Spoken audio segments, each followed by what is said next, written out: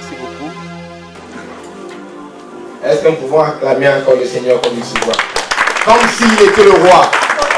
Comme s'il était notre roi. Parce qu'il est en réalité. Amen. Une offrande d'acclamation. Une offrande d'acclamation. Lui montrer simplement que nous sommes en bonne santé. Nous sommes heureux. Il faut que Dieu te remarque parmi les 7 milliards d'habitants qu'il y a sur la terre. Que Dieu dise que j'ai fait du bien de lui renouveler le souffle de vie ce matin. Il y a des gens qui sont tétraplégiques, paraplégiques maintenant. Ces gens aimeraient bouger mais ils ne peuvent pas. Mais toi tu as la santé. Là déclare acclamer le nom du Seigneur. Pousser des cris de joie. Gloire à son nom. Nous le bénissons. Alléluia. Il mérite la gloire. Merci beaucoup peuple de Dieu. Que le Seigneur soit béni dans vos vies. Je suis heureux d'être ici. Et je remercie encore le roi du Seigneur, l'apôtre Douglas Kiongeka, mon homonyme parce que mon autre nom c'est Douglas, mon petit nom. C'est un homme qui a un boulevard grand tracé devant lui, avec Dieu. Amen. Et il est une source d'inspiration pour nous. C'est que Dieu va l'élever. Je demande seulement là où Dieu va l'amener, qu'il ne m'oublie pas, qu'il m'amène avec lui. Amen. Hein? Ah, parce que la manière dont il parle là, nous on est juste derrière pour suivre et contempler les œuvres de Dieu, nous inspirer également. Amen. Je suis votre ami, je suis le docteur Samuel El Wabantou. Je me suis présenté le mardi, mais pour ceux qui n'étaient pas là, je suis le pasteur des églises de la Maison du Roi Centre Chrétien, The King's House Christian Center. L'église principale est ici à Paris. Nous avons une deuxième église à Dallas, principalement dans la ville d'Arlington, au Texas. Et nous avons 2 églises qui doivent ouvrir d'ici la fin de l'année, une à Cotonou et une autre à Abidjan, par la grâce de Dieu. Je suis marié, mon épouse est une servante de Dieu, une adoratrice, chantre. C'est elle qui conduit l'équipe de louanges d'adoration dans mon église. Elle s'appelle Katia. Et je suis père de 3 enfants. Une fille, Imeline, et 2 garçons, Samuel Junior et Michael Elijah. Amen. Amen. Et je suis ici comme un messager du Seigneur. Pour vous apporter le message que Dieu a mis dans notre cœur pour l'église, mais aujourd'hui particulièrement pour le CEP, la résurrection. Si tu es ici, ce n'est pas un hasard. C'est que Dieu a planifié, a programmé que vous puissiez être là pour écouter cette parole. Et chaque parole que Dieu nous envoie, c'est pour un but. Dieu n'envoie pas sa parole vainement. Nous avons commencé, nous avons introduit notre thème, porter des fruits, depuis le mardi passé. Et nous allons aller en profondeur aujourd'hui pour conclure. Le temps est vraiment très resserré. Je vous demanderai de me suivre très attentivement.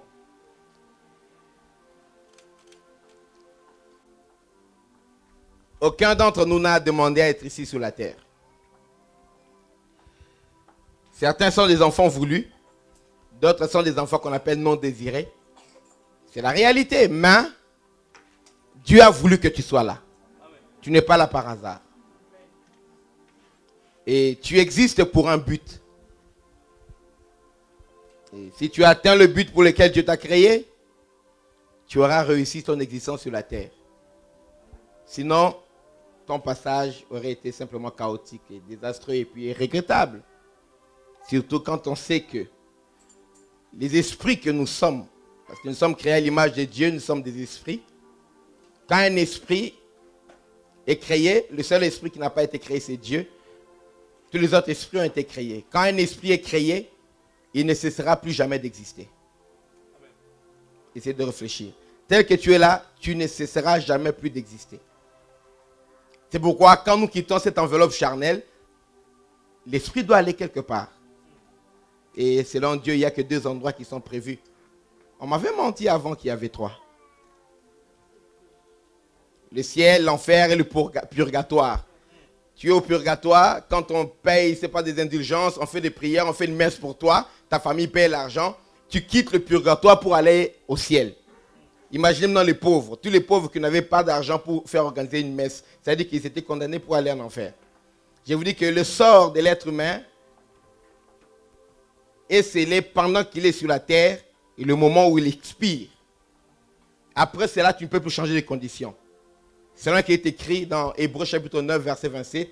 Il est recommandé aux hommes de mourir une seule fois, après quoi vient le jugement. Amen. Ce qui est étonnant, il est recommandé aux hommes de mourir et puis on dit après quoi? Les gens croient que la mort c'est la fin. Oh non, ces souffrances sont finies. Non, il y a des gens, leurs vraies souffrances vont commencer quand ils vont mourir. Le riche, le mauvais riche, c'est Lazare. Sa souffrance a commencé quand il est mort. Il s'est retrouvé, c'est même pas en enfer encore, dans les séjours des morts. La Bible nous apprend que dans les séjours des morts déjà, là, c'est séparé en deux endroits. Le Hadès. Donc, le séjour des morts, des gens qui n'ont pas cru en Dieu, c'est là où se trouvait le mauvais riche. Déjà, dans ce séjour de mort, ils sont dans les flammes. Le mauvais riche criait, Père Abraham, envoie à Lazare tremper le bout de son doigt dans l'eau pour me rafraîchir la langue, parce que je souffrais cruellement dans cette flamme. De l'autre côté, il y avait Abraham et Lazare, sa poitrine, ce qui représente la félicité pour les Juifs. Et Abraham a dit, écoute, il y a un fossé qui nous sépare, de sorte que personne qui peut venir ici puisse aller chez vous, ou personne qui voudrait venir de chez vous puisse venir ici. C'est-à-dire qu'on ne peut plus changer de condition une fois qu'on meurt. Amen. Ça reste là pour l'éternité. Donc, vivez bien. Comme ça, le moment où votre départ viendra, que vous puissiez bien partir en sachant où vous allez. Votre destination finale, c'est ce qui est le plus important. Pourquoi vivre bêtement 60 ans, 70 ans et perdre l'éternité? C'est terrible. L'éternité, everlasting, ça ne s'arrêtera pas. Pour 3 ans de vie, de dépravation, 4 ans, 5 ans, 6 ans, 10 ans, vous perdez l'éternité. Gagnez l'éternité. C'est important. Mais pendant que nous sommes encore sur la terre, il y a des choses que nous devons faire. La mort devra attendre pour ce qui me concerne.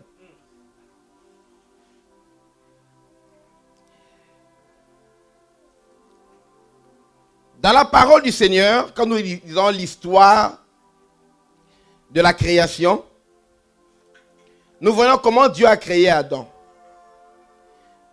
J'aimerais d'abord qu'on ouvre notre passage de base dans cet enseignement.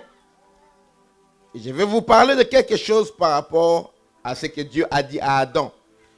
Lisons Colossiens chapitre 1er, le verset 9, l'épître de Paul aux Colossiens. Nous l'avons lu la fois passée.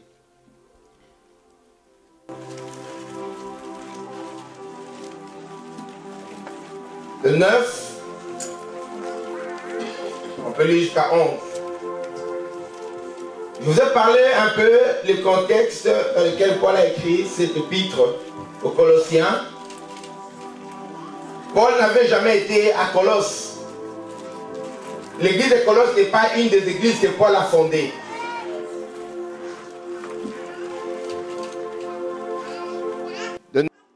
L'église de Colosse, la ville de Colosse se trouvait à peu près à 60 km d'Éphèse. Et Paul a travaillé à Éphèse.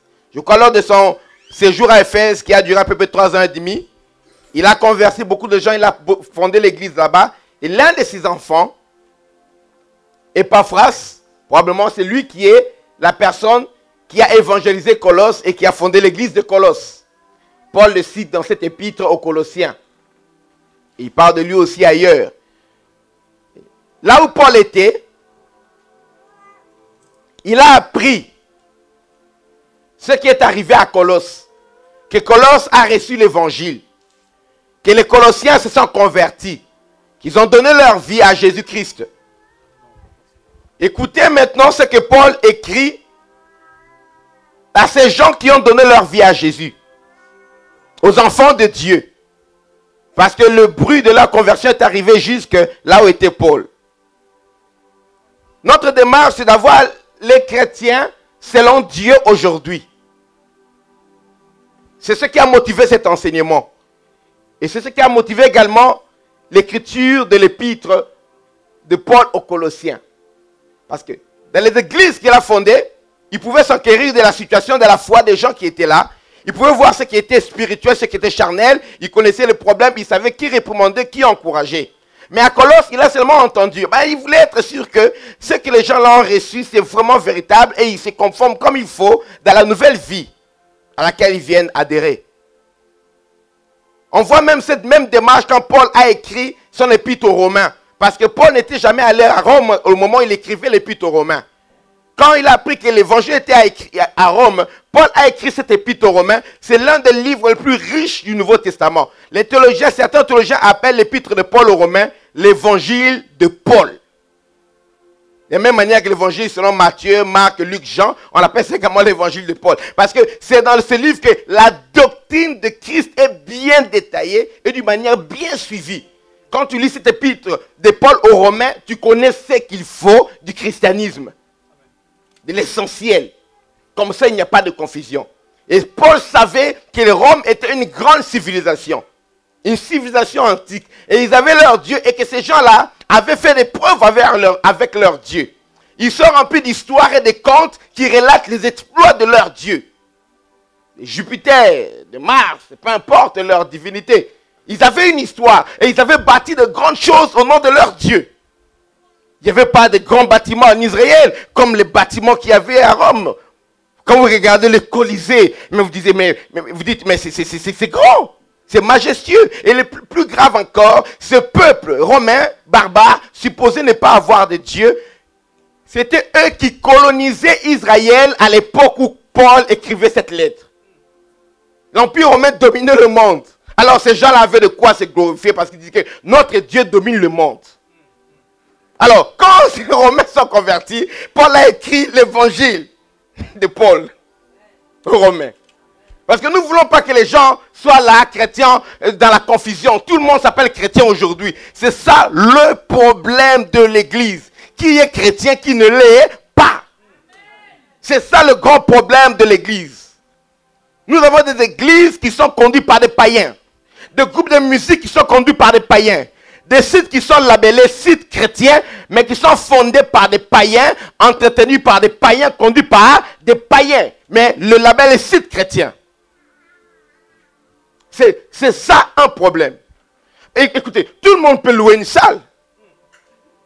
Quand tu vas acheter les chaises à Ikea, est-ce qu'on te demande ta carte de baptême avant d'acheter une chaise? On te demande si tu es né de nouveau. Donc tout le monde aussi peut acheter des chaises. Amen. Oh, 2 ou 3 sont réunis en mon nom, je suis là. Come on. Qu'est-ce que veut dire là où 2 ou 3 sont réunis en mon nom? Parce que même les témoins de Jéhovah ici du nom de Jésus. Les Kimbanguis ici du nom de Jésus. Certains occultistes ici du nom de Jésus. Ce n'est pas en disant Jésus que Jésus est là. Si en disant seulement Jésus, Jésus était là.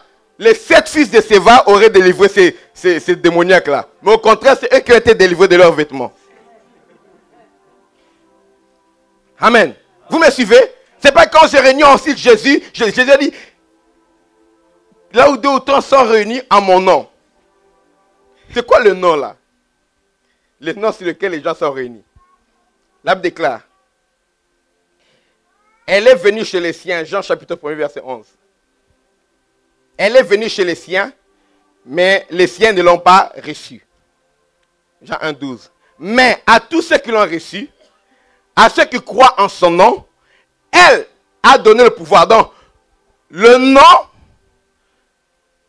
a donné le pouvoir, mais on dit elle. Elle là, c'est quoi? C'est la lumière qui est la parole.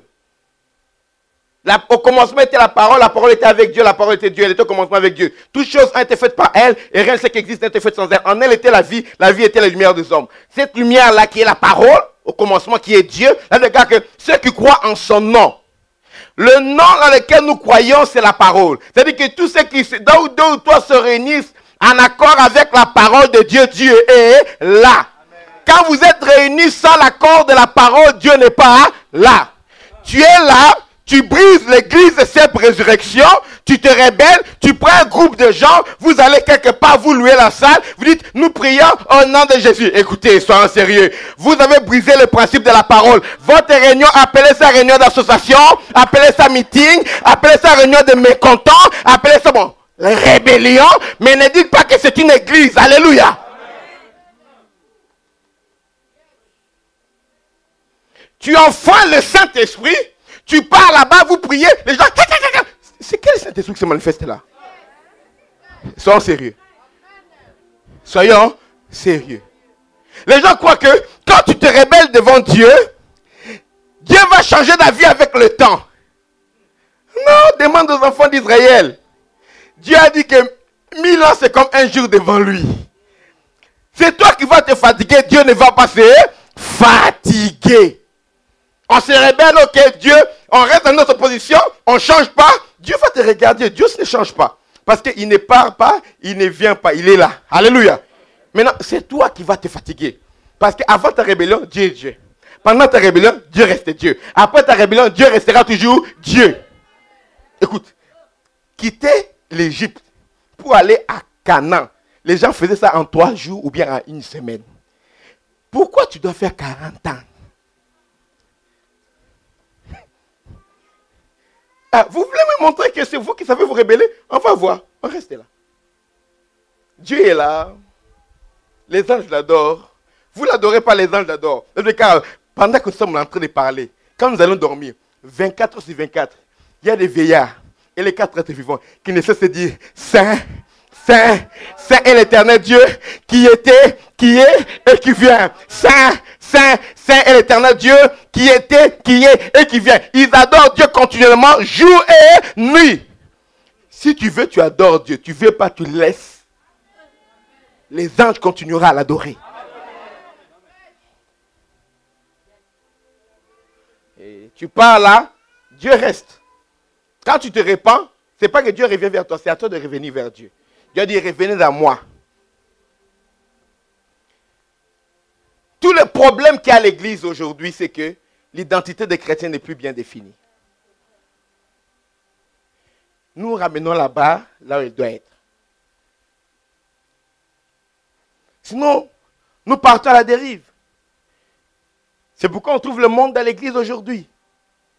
Et quand on parle du monde, les gens pensent que c'est la musique du monde. Non, non, non. C'est la manière de penser du monde. C'est ça la manière d'agir. Les gens font les choses par intérêt. Amen. On voit aujourd'hui les riches s'inviter entre eux dans le monde. C'est comme ça. Les G20 là. Pas vous les pauvres, entre nous. Les pasteurs riches aujourd'hui s'invitent entre eux, pasteurs riches. Rien à voir avec l'onction, avec l'esprit. Seulement parce qu'ils sont riches. Ils ont réussi. Vous comprenez? Ils ont les grandes églises. Alors, les autres pasteurs aussi pauvres, ils ne peuvent rien faire. Ils s'invitent seulement entre eux. Vous comprenez? Et les gens disent que nous sommes... De quel Dieu vous parlez? C'est ça l'esprit du monde. Alléluia. L'esprit du monde, c'est quand quelqu'un conteste, il se fâche. Oh, moi, je ne veux pas ceci. C'est moi qui ai le monopole de la vérité. Dans l'esprit de Dieu, personne n'a le monopole de la vérité. C'est-à-dire que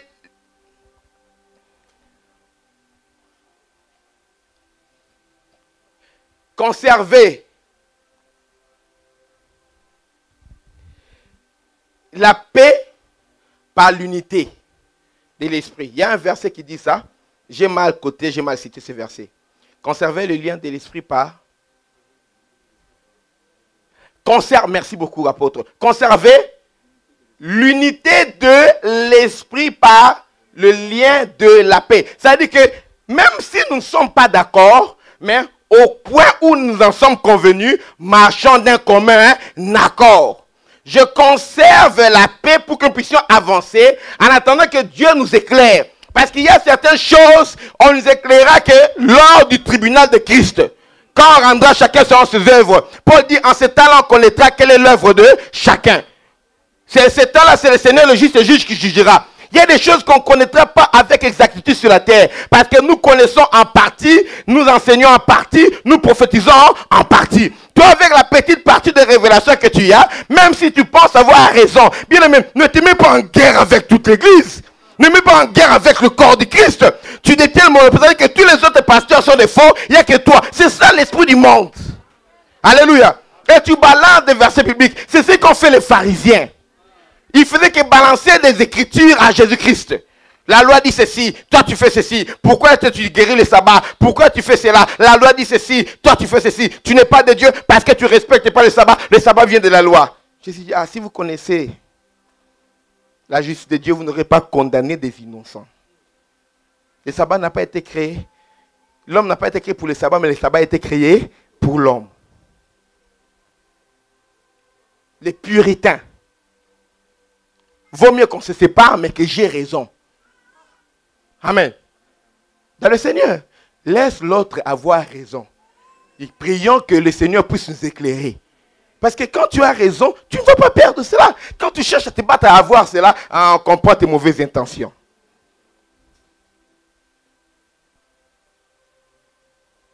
Deux prostituées, des femmes des églises. L'une a perdu son enfant. L'autre, par mégarde, elle s'est endormie, on lui a volé son enfant. La mère de l'enfant. Quand le juge de Salomon a voulu qu'on tue l'enfant, qu'on perde tout, l'autre mère a dit quoi? Oui, tu as l'enfant, nous tous on va perdre, partagez-les en deux. La vraie mère de l'enfant a dit non, non, non, je préfère que l'enfant soit en vie. Donnez l'enfant à l'autre femme qui garde. Je préfère rester comme ça, mais que mon enfant soit en vie. Les gens, vous savez, l'enfant c'est le Christ. Les gens s'en foutent du sort de Jésus, de la réputation de Jésus. Pour eux, l'essentiel qu'ils aient raison. Si je ne gagne pas, nous allons tous perdre. Tu peux avoir raison, tu vas en enfer. Comme je dis dans les enseignements pour les mariés, femme, tu peux avoir raison, mais tu divorces. Entre toi et ton mari, c'est lui qui a tort. Et c'est toi qui as raison. Mais tu ne veux pas t'humilier, ta raison te conduit au divorce. Ça sert à quoi d'avoir raison en dehors de la rue? Homme, tu peux avoir raison, ta femme est mauvaise, c'est toi qui as raison, mais tu perds ton foyer. Tu pars avec ta raison là, ou quoi, dans la rue. Ça sert à quoi? Il y a des choses, tu t'humilies seulement. Chérie, c'est toi qui as raison. C'est bien. Ok? Parce qu'il y a toujours des moments où tu lui rappelleras que c'était pas ça. Amen, hein? Lisons la parole du Seigneur. J'aime bien la manière de la sœur a dit Amen. Ça dit, docteur, on attendait que tu lises la Bible depuis longtemps. On va y arriver.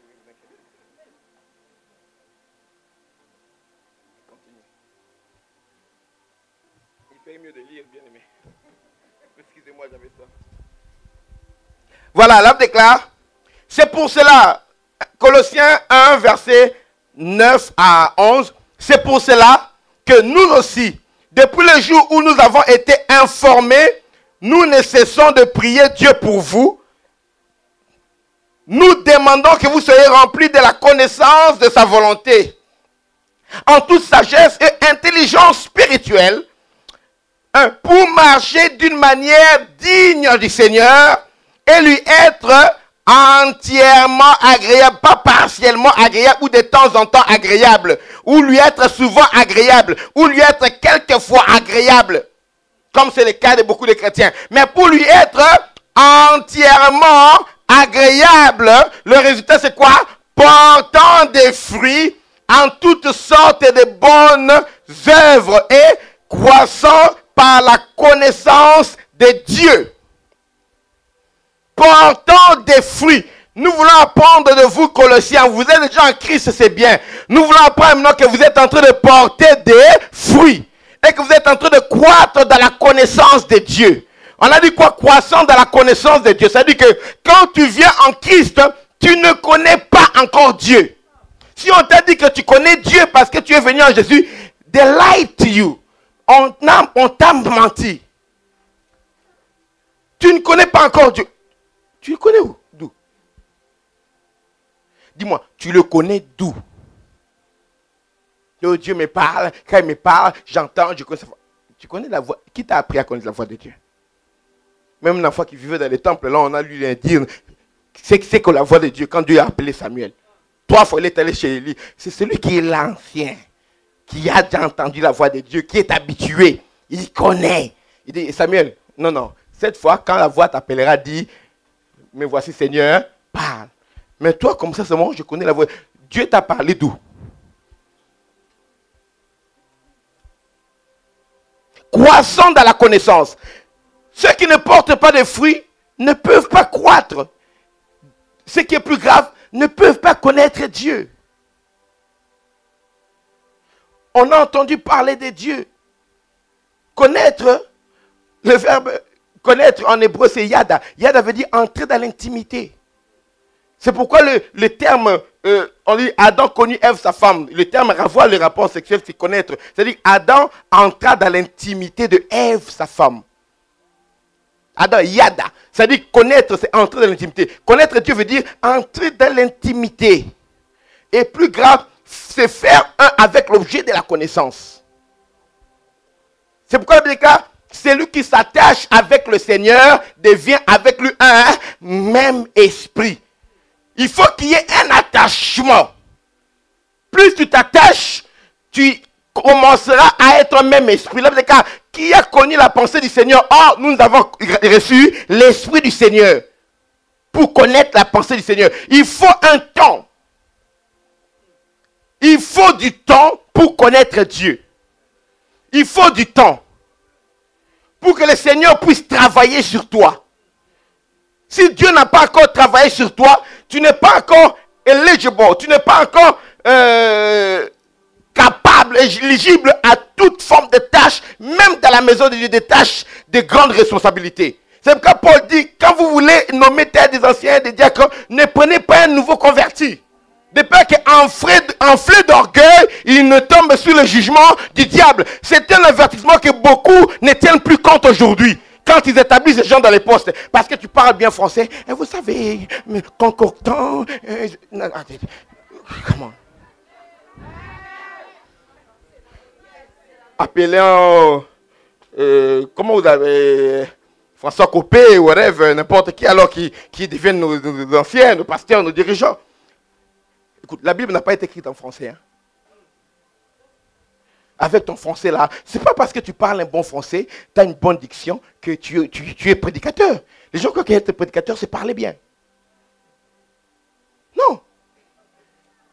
Il y a des gens, nous on n'a même pas cette aura de saisir. Il y a des gens qui avaient une aura démoniaque. Hitler pouvait haranguer la foule pendant 4 heures, la foule était en train de crier, en extase. L'aura que Hitler avait devant la foule. Mais nous ici, on n'a pas ça. Tu crois que bien parler, c'est ce qui fait de toi un prédicateur?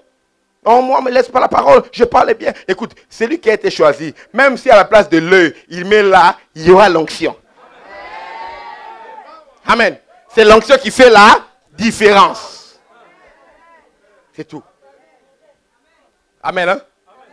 Donnez-lui le temps aussi d'apprendre la langue, il va s'adapter. Amen. Hein? Le à la place de là, si toi en hiver.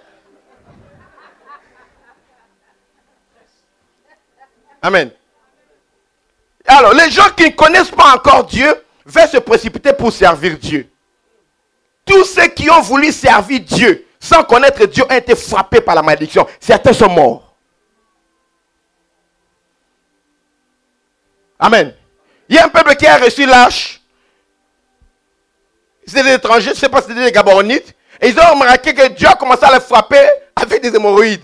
Ils avaient fait la guerre et puis ils ont pris l'arche avec eux. Dieu a commencé à les frapper avec des hémorroïdes. Mais ils ont dit, hey, nous sommes en train de mourir parce que nous ne savons pas comment servir les dieux de ces pays-là et puis les dieux. Et allons chercher les juifs qui nous apprennent comment servir ces dieux-là. Mais toi, tu ne veux pas qu'on t'apprenne les choses de Dieu. Oh, moi je connais Dieu, mais pas. Il te parle où et où, d'où, comment. Parce que tous ceux qui ont été appelés de Dieu sont allés s'asseoir quelque part. Écoute, même si tu rencontres Jésus face à face, sur le chemin de Damas, hein, il te dit que c'est toi qui l'as appelé, il t'a choisi pour la mission. Première chose que tu dois faire, Somba Chanana, ça veut dire que ferme ta bouche, reste calme. Ok? Va chez Ananias qui doit t'apprendre des choses et qui doit te prier pour toi pour que les écailles tombent de ses yeux. Tu es aveugle, tu veux conduire d'autres aveugles. Quand un aveugle conduit les aveugles, ils finiront où? Oh, moi c'est Jésus qui m'a... Nous ne contestons pas ton appel, mais tu es encore un bébé spirituel. Somba Chanana, ouais. Ma langue, ça veut dire, reste calme, assis-toi calmement. Qu'on t'enseigne. Plus tu connaîtras Dieu, plus tu seras apte à porter des fruits. des talents et des appels gâchés. Moi qui ai grandi au village, des fois vous sortiez, bon, j'exagère, j'ai grandi dans la ville de Kinshasa, bref, mais on avait des arbres. Alors, des fois vous regardiez sur le manguier, il y a une mangue qui est là, et c'est la guerre avec les tontons, les cousins, les neveux, vous surveillez la mangue. Surtout quand toutes les mangues sont déjà tombées, vous surveillez. Un jour, si tu ne veux pas que ton oncle vienne prendre ça, dis, si j'attends trop que la mangue mûrisse, on va l'arracher. Quelqu'un d'autre va cueillir la mangue. Tu peux monter, allez, tu cueilles la mangue. Tu vas manger, c'est le même fruit. Mais ce sera amer et infect. Vous savez, on prenait du sel, tu manges la mangue, le visage. Tellement c'est aigre. C'est la même mangue. Si tu avais laissé un peu plus de temps, si vous l'avez, pas une autre mangue, la même mangue, elle aurait été mûre, juteuse, bien sucrée.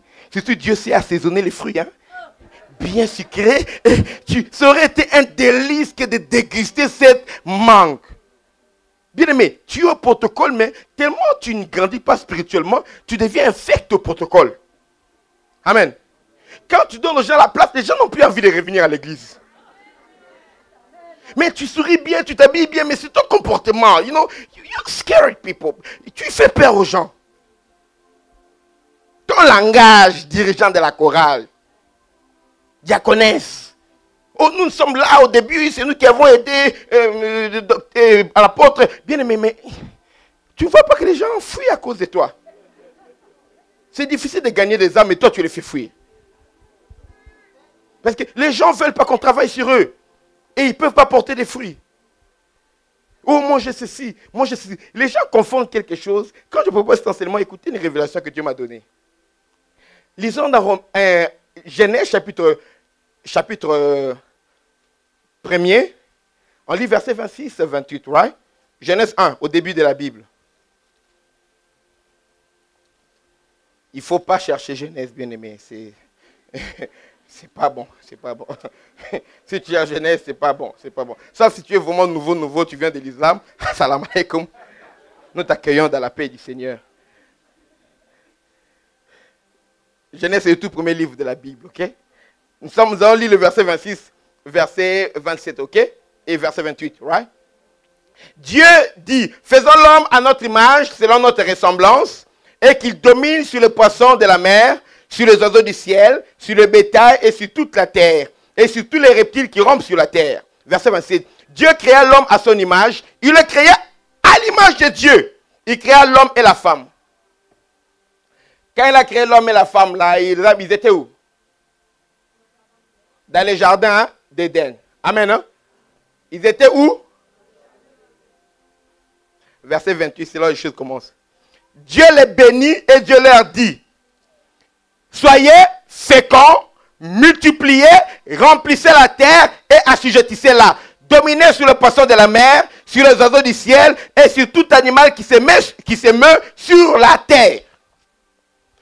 Après avoir créé Adam et Ève dans le paradis, ils avaient besoin de rien. Dieu a tout créé, l'or, l'argent, tout, Dieu les a placés là. Après, il leur manquait quelque chose. Dieu est venu les bénir. Écoutez, la bénédiction est venue avant le péché. Adam et Ève n'avaient pas encore péché, Dieu est venu les bénir. Quand nous cherchons la bénédiction, ce n'est pas parce que nous sommes dans le péché, vous cherchez que la bénédiction. La bénédiction, c'est la volonté de Dieu pour nous. Amen. Dieu n'a pas envoyé la bénédiction quand Adam est tombé dans le péché. Non, avant qu'il tombe dans le péché, Dieu l'a béni. Adam était saint, avec Ève, saint. Saint Adam et sainte Ève. Dieu les a bénis. Et ils n'étaient pas pauvres. Oh, vous dites, réclamez seulement la bénédiction. J'ai besoin de la bénédiction de Dieu, même si je suis un milliardaire. J'ai besoin de la bénédiction de Dieu. Le premier milliardaire, parce que tout l'or du monde lui appartenait à Adam. C'était le roi de la terre. Alléluia. Le roi de la terre qu'on a placé. Dieu a dit, moi je règne dans les cieux, je crée l'homme pour qu'il domine sur la terre. Il a établi comme souverain de la terre. Et Dieu vient voir le souverain de la terre. Il dit, il te manque quelque chose. L'or est là, les diamants sont là, tout est là. Mais qu'est-ce qui me manque? Attends. Tu ne vas pas rester, toi et ta femme, sec comme ça. Non. Chez moi, vous devez porter des fruits. Alors Dieu les bénis. Et il dit, soyez féconds, multipliez. C'est-à-dire, vous devez porter des fruits. Quand tu ne portes pas de fruits, c'est considéré comme une malédiction chez Dieu. Même si tu es dans la position de l'élévation, de la richesse, quand tu ne te multiplies pas, quand tu n'es pas capable d'enfanter, quand tu n'es pas capable de porter des fruits, c'est considéré comme une malédiction. Même si tu es au sommet du monde, même si tu es riche en troupeaux, tu es riche en esclaves, tu es riche en entreprise, tu es connu comme l'homme le plus riche, le plus béni de la ville de Ur. Quand Dieu vient te rencontrer, toi tu t'appelles Abraham, il te manque quelque chose. Dieu appelle Abraham, sors de ton pays, de ta patrie, de la maison de ton père, va vers le pays que je te montrerai, je te bénirai. Il dit, je te bénirai, parce que tout ce que tu as là, l'argent, la richesse, non, c'est pas ça. Je te bénirai. Et Dieu, en le bénissant, il dit, je bénirai ta postérité. Dieu lui promet une postérité. Tu vas devenir fruitful, tu vas porter des fruits.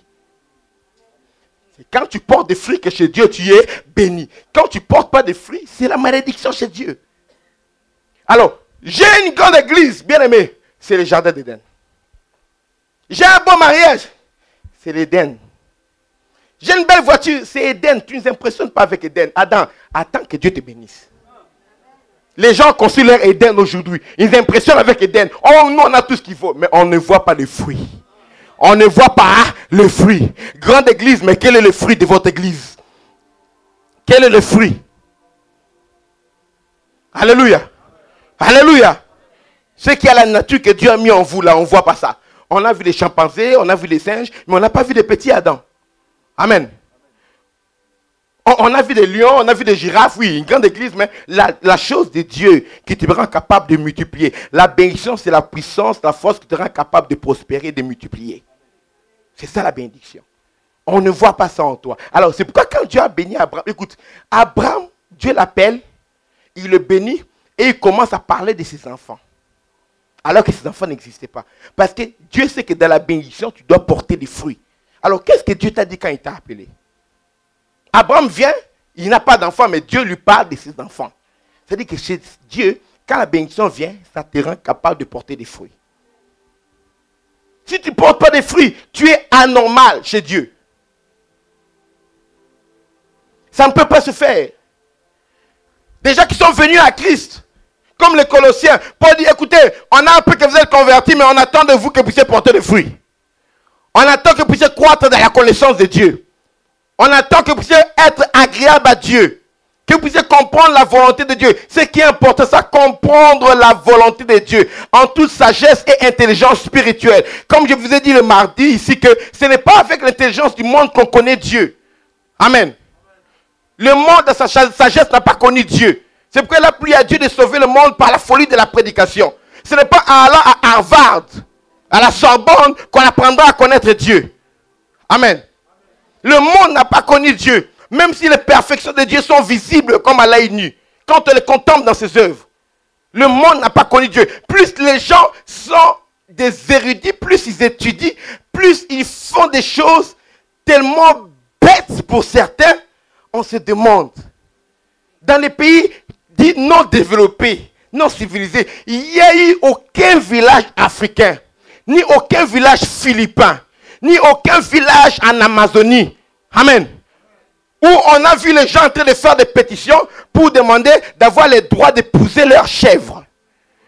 En Allemagne, les gens réclament pour avoir le droit d'épouser leurs animaux. De coucher légalement, ce qu'on appelle la zoophilie. Pourquoi il y a qu'ici, là où les gens sont développés, il y a la zoophilie. Les gens couchent avec des animaux. Nous parlons de la pédophilie. Allez dans les quartiers, dans les cités, là où les gens font la drogue. Les CD ou bien les cassettes, les messages, des images de pédophilie où on abuse des bébés de 3-4 mois, il n'y en a pas.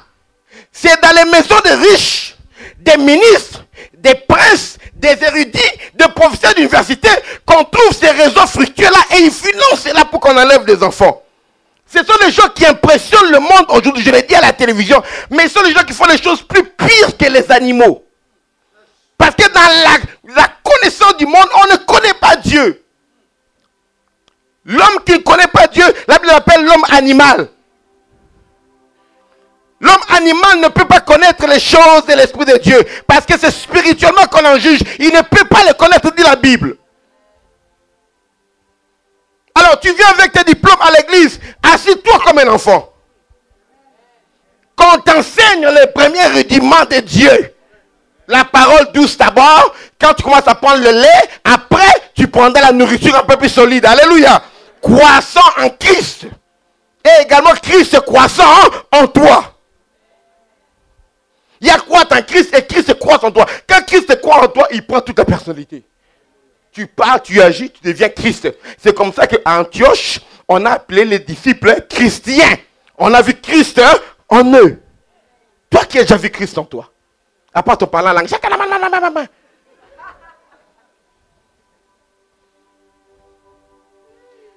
Des gens qui prêchent pour condamner, il n'y a pas d'amour. Tu as raison, oui. Cette femme, elle est adultère, oui. On l'a surpris en flagrant délit, oui. Mais on ne voit pas d'amour en toi. Ne dérange pas Jésus avec des choses pareilles. Parce que si Jésus veut parler de tes affaires à toi, toi qui passes sur Internet, sur les gens, Jésus a levé seulement la tête, il a dit que celui d'entre vous qui n'a jamais commis de péché, jette la première pierre. Il n'a pas fini son séminaire, il a recommencé à écrire par terre.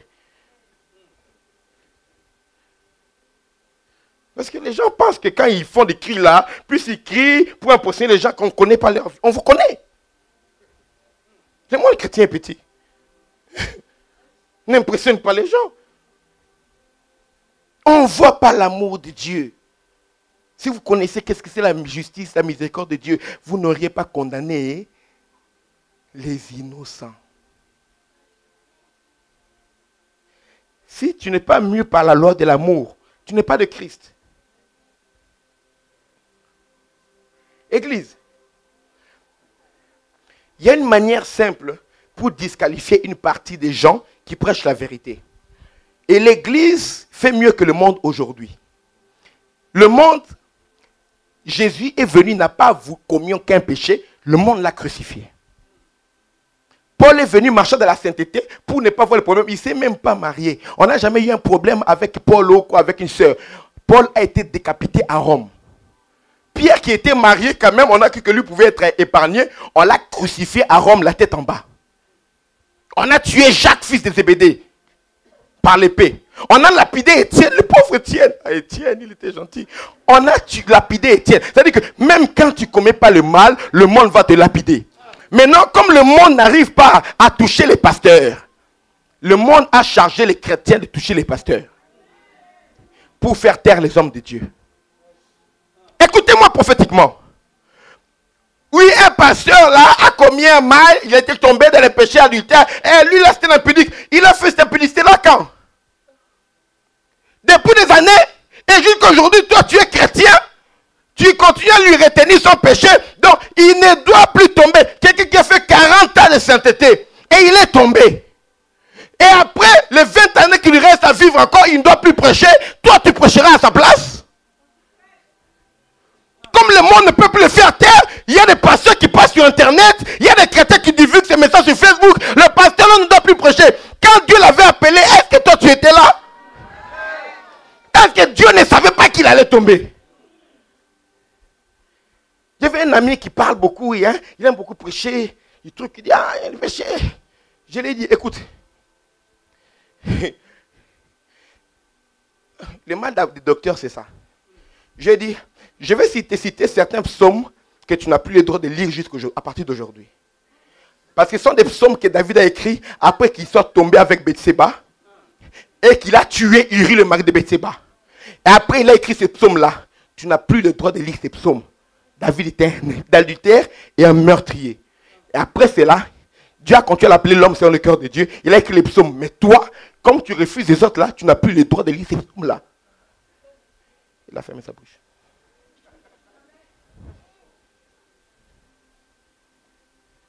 Vous comprenez? Ce n'est pas l'esprit de sainteté, le souci de sainteté, non. C'est la méchanceté. C'est l'esprit du monde. L'accusateur de frères.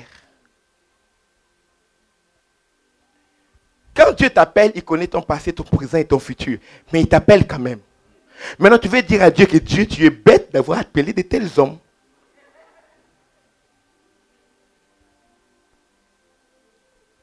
Le problème avec l'église aujourd'hui, d'où venons-nous et où allons-nous? Quels fruits porte l'église? Dieu attend de toi que tu portes des fruits. Écoutez, ne dis pas je suis chrétien. Dès aujourd'hui, tu dois commencer à te considérer comme un arbre. Dis je suis un arbre. Allons dans Psaume. Psaume chapitre 1er. Verset 1er. Psaume. Ce psaume-là, c'était écrit avant que David tombe dans le péché. Ok? On peut lire. C'est safe. Écoutez. La Bible déclare, heureux l'homme qui ne marche pas selon le conseil des méchants, qui ne s'arrête pas sur la voie des pécheurs et qui ne s'assied pas en compagnie des moqueurs, mais qui trouve son plaisir dans la loi de l'Éternel et qui la médite jour et nuit. Il est comment? Il est comme un arbre planté près d'un courant d'eau qui donne son fruit en sa saison et dont le feuillage ne se flétrit point. Tout ce qu'il fait, lui, réussit. L'homme qui marche sur la parole de Dieu, qui ne s'assied pas en compagnie des méchants, qui n'est même pas du monde, qui médite la parole de Dieu, qui la met en pratique. Cet homme est comme un arbre qui porte des fruits. Dis, je suis un arbre qui doit porter des fruits. Que tu le veuilles ou pas, tu es un arbre. Maintenant, il y a des arbres plantés près d'un courant d'eau. L'eau de la parole. Cet arbre-là, leur feuillage ne se flétrit pas. Tu ne sais pas que tu es spirituel en janvier, tu deviens charnel en été. En été, la spiritualité des gens part en vacances. Jusqu'à ce que l'hiver vient, à cause du climat, les gens sont obligés de couvrir leur corps. Certes, tu deviens spirituel, oui. Mois de novembre, mars, il fait très spirituel. Mais dès qu'il commence à faire chaud, hey! Dieu ne regarde que les cœurs. Nous, on voit quoi? Nous, on voit quoi? Oui, ne vous inquiétez pas. Je vais aller chez les frères. Je ne suis pas misogyne, ne vous inquiétez pas. On a dit les frères aussi. Je laisse d'abord les sœurs. Pour faire mieux, on va mettre les frères d'un côté, les sœurs de l'autre. Écoutez. Heureusement, ici, je ne vois pas ça. J'ai parlé un petit truc, phénomène sur la tenue, ok? J'aime pas trop aller sur la tenue et tout ces gens. Frère, le problème, c'est quoi? La publicité que tu fais, tu portes ton pantalon par terre, là. Et tout, ta culotte est dehors. C'est quoi la publicité? C'est la marque que tu es payé ou quoi? C'est ça. C'est quoi le problème? Et tu viens là aussi, tu montes pour chanter. Des fois, des églises, des musiciens, ils partent et puis ils font semblant de faire monter. Écoute, tu sais bien, il y a plus, dans une ceinture, il y a plusieurs trous. Il y a même des trous qui restent. Toi, tu as laissé pour ça tombe et puis le plaisir, c'est faire monter. Loué. Bien aimé. Et on trouve ça normal.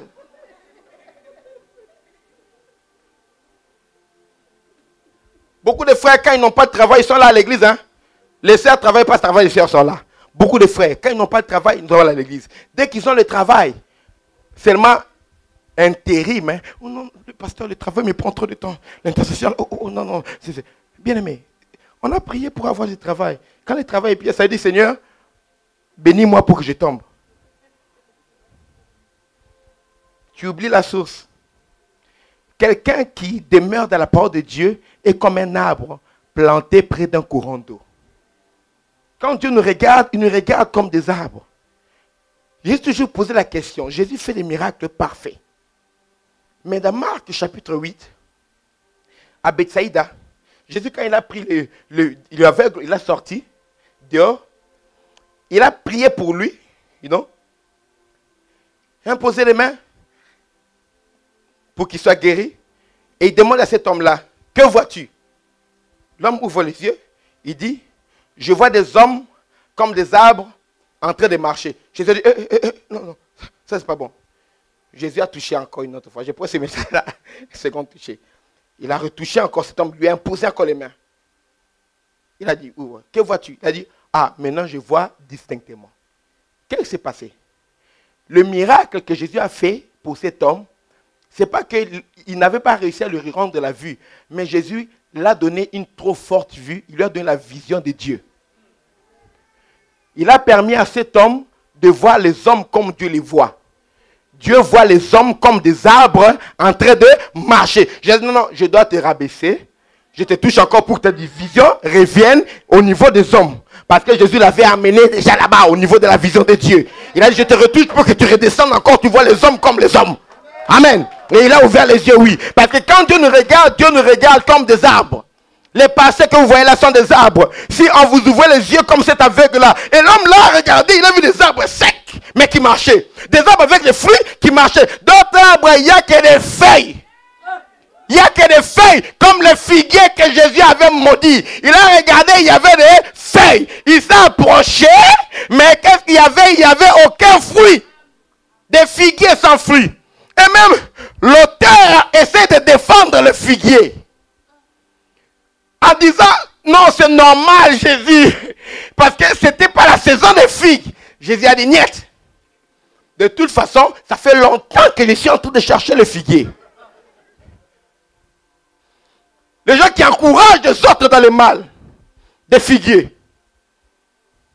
Adam et Ève ont péché devant Dieu. Au lieu de se réconcilier devant Dieu, ils ont été quoi? Chercher secours au figuier. Le figuier leur a donné des feuilles. Ils ont pris les feuilles de figuier. Ils ont couvert leur nudité. Ce n'est pas ça qui peut cacher la nudité. Les gens se couvrent dans leur péché pour seulement se dérober de la présence de Dieu, mais sans réparer avec Dieu. Alléluia. Ils couvrent. Dieu vient. Il faut Adam avait les feuilles de figuier. Est-ce que les feuilles de figuier peuvent couvrir la nudité? Non. Il regarde Adam. Il n'a pas là Ève, Adam au serpent, mais il n'a pas parlé au figuier. C'est toi qui encourages cette soeur à entrer dans l'impudicité. C'est dire qu'elle est entrée dans la rébellion. Ce fils pasteur, là, c'est toi qui dis, on va payer la salle. Ne t'inquiète pas, nous, on va te soutenir. C'est toi qui encourages. Je réglerai ton affaire. Jésus a réglé l'affaire d'Adam. Hein, tu mangeras à sueur de ton front. La femme, tu accoucheras avec douleur. Tes désirs pour de la femme. Serpent, tu marcheras sur le ventre. Il a laissé les figuiers. Un jour, Jésus passait et il voit les figuiers. Il a dit, ah, toi, je t'ai cherché depuis le jardin d'Éden. Alléluia. Ça veut dire qu'il y a des gens, laissez-les aller. Dieu se chargera d'eux. Dieu sait à quel moment il va les rattraper.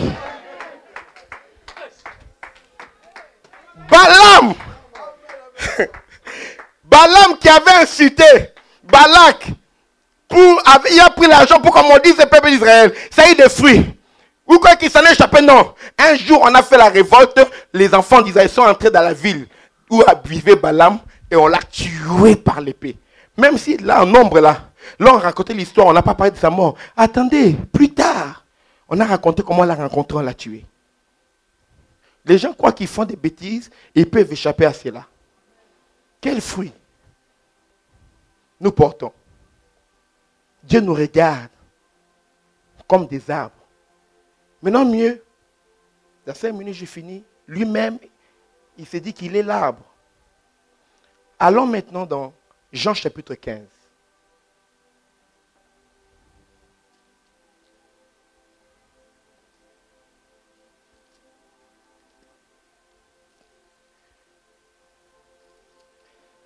Rapidement, Jean chapitre 15, il me reste 4 minutes. Écoutez ce que dit le Seigneur.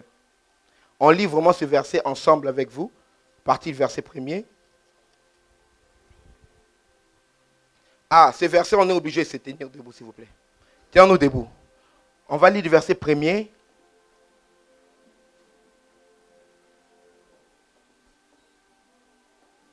Jusqu'au verset 8. Jean 15, 1 à 8. Lève des cas. 1, 2, 3. Je suis le vrai cep et mon père est le vigneron. Tout sarment. Écoutez, on va parce que le cep, parce qu'avant moi aussi, je ne savais pas. Hein, c'est quand j'étais au Congo là. Le cep, c'est la tige, l'arbre de la vigne, ok?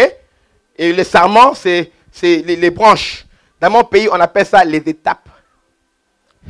Il y a des mots, des vocabulaires qui changent Quand on change de milieu. Alors, Jésus, je suis le cep, ça dit que je suis l'arbre et vous, vous êtes des branches. C'est ce que ça veut dire. Amen. Jésus dit, 1, 2, 3, je suis le vrai cep et mon père est le vigneron. On continue, 1, 2, verset 2 ensemble. Tout sarment qui est en moi et qui ne porte pas de fruits, il le retranche. Et tout sarment qui porte des fruits, il le monte afin qu'il porte encore des fruits. Tu es en Jésus. Amen.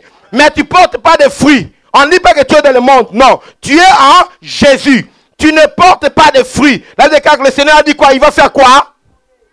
Il va te retrancher. Mais les sarments qui portent encore plus de fruits, Jésus lui montre encore. Il le soigne encore pour qu'il porte encore beaucoup de fruits. Ceux qui ont déjà travaillé à la ferme ou bien dans les vignes savent de quoi l'auteur voulait parler. Moi qui ai travaillé dans les récoltes, j'ai permis d'étudier en tant qu'étudiant dans les récoltes des cueillettes de pommes et des pois, dans les campagnes là de la Flandre en Belgique, je sais de quoi il s'agit. Amen. Comment on peut soigner les arbres pour qu'ils portent encore plus de fruits? Dit tout sarment qui ne porte pas de fruits, il va les retrancher, on coupe la branche. Pourquoi tu uses de la sève du Seigneur inutilement? Tu occupes une place à l'église, comme Jésus parle aux pharisiens. Vous êtes assis à la porte du royaume. Vous n'entrez pas et vous empêchez ceux qui veulent d'entrer d'y entrer.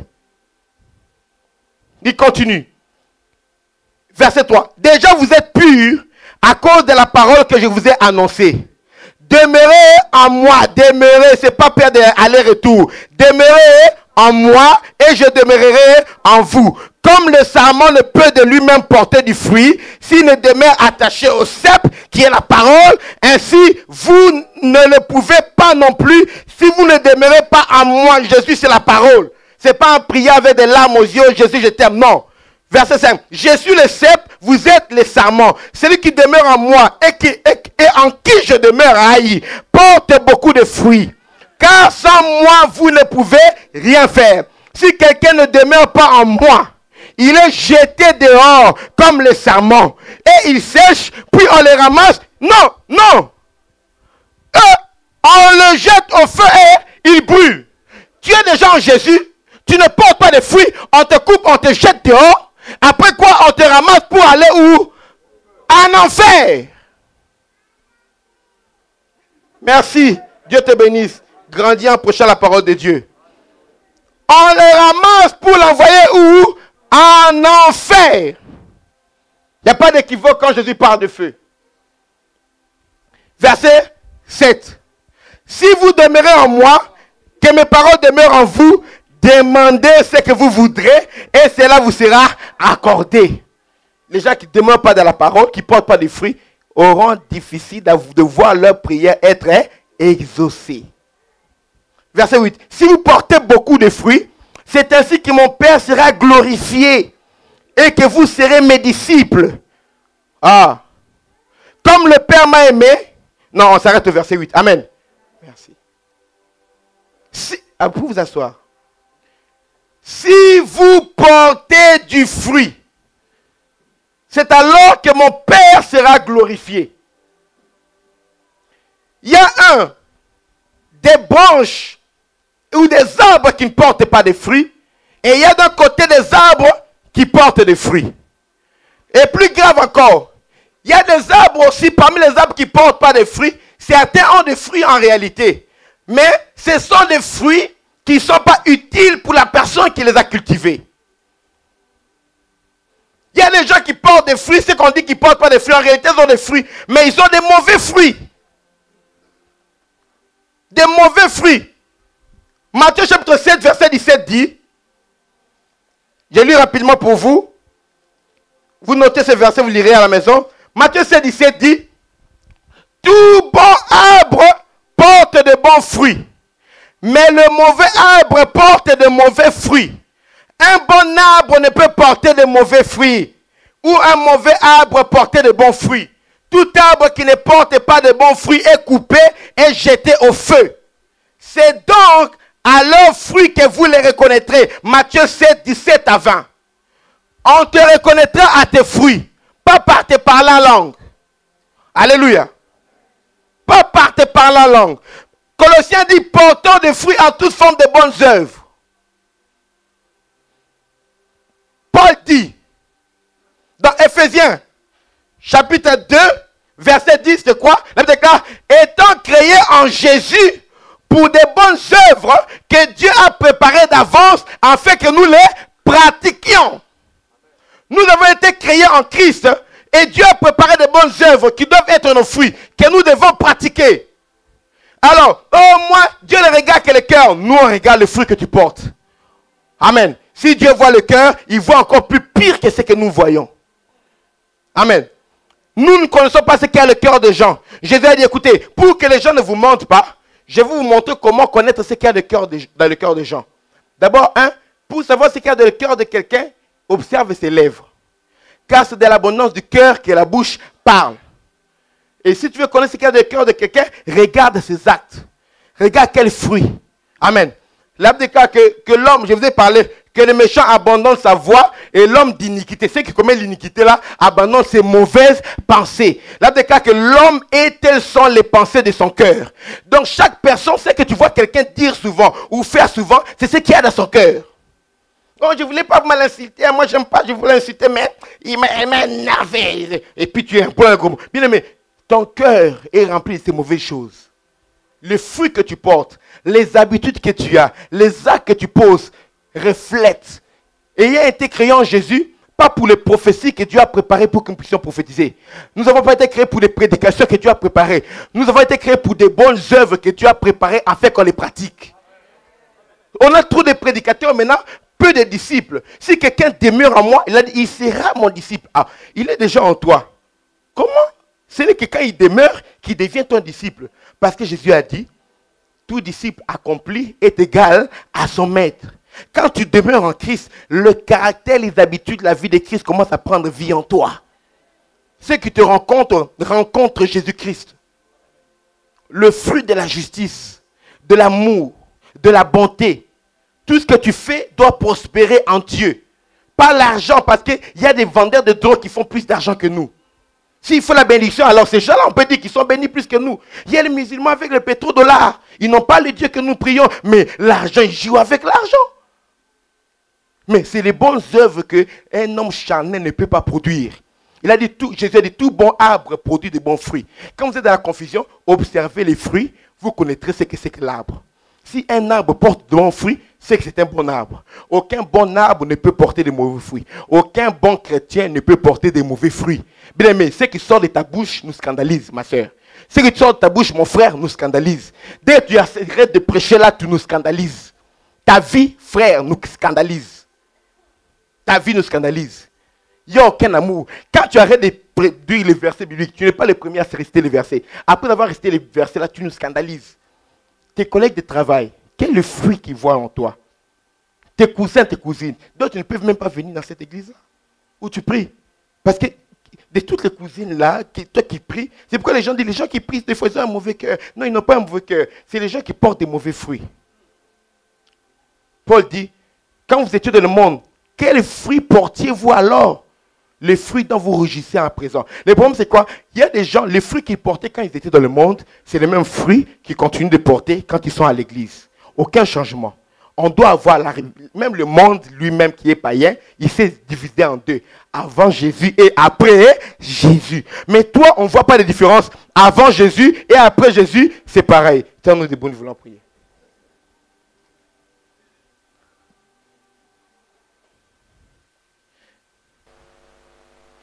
Bien-aimés, nous avons été créés en Christ Jésus pour des bonnes œuvres que Dieu a préparées afin que nous les pratiquions.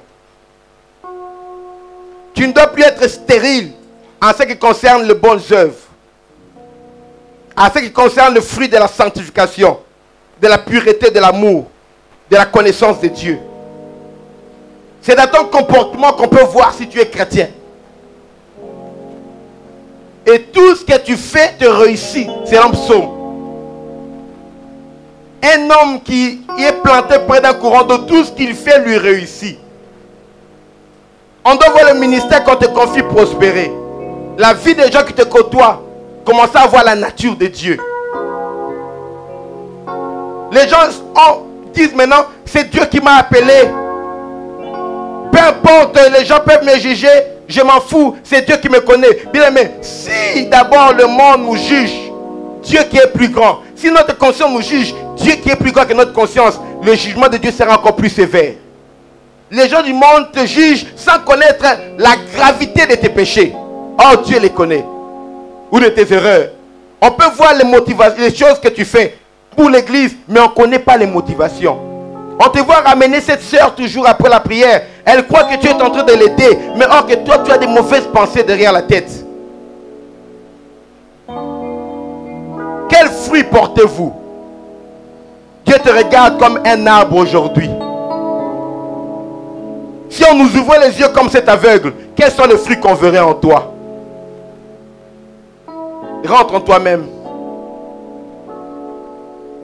Dis Seigneur,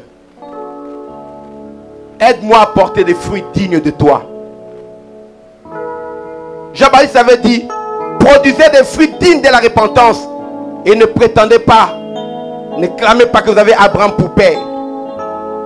Produisez des fruits dignes des chrétiens, dignes d'enfants de Dieu, dignes des ministres de Dieu. L'amour de Christ,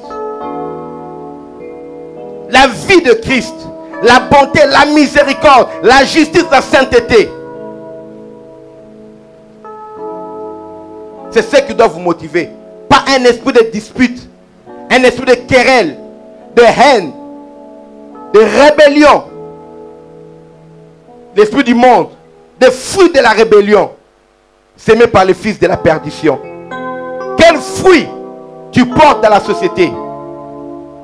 Le monde veut voir les fruits. Je dis, si vous demeurez en moi et que vous portez des fruits, c'est alors que je serai glorifié. Mon Père sera glorifié. Le nom de Dieu n'est pas encore glorifié dans ta vie parce que les fruits ne sont pas encore là. Que chacun de nous prie pendant cette minute au nom de Jésus. Selon ce que tu as entendu de la parole, ce que le Seigneur t'a révélé, ce qu'il t'a reproché, ce qu'il t'a parlé.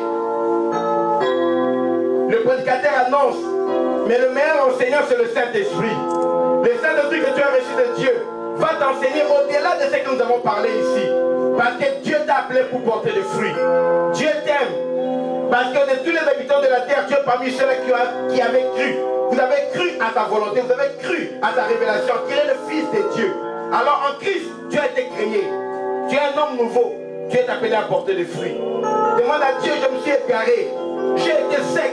J'ai été improductif. Humblement, je reviens à cause de ce message. Je vais être une église, un chrétien, selon ta volonté et portant des fruits au nom de Jésus.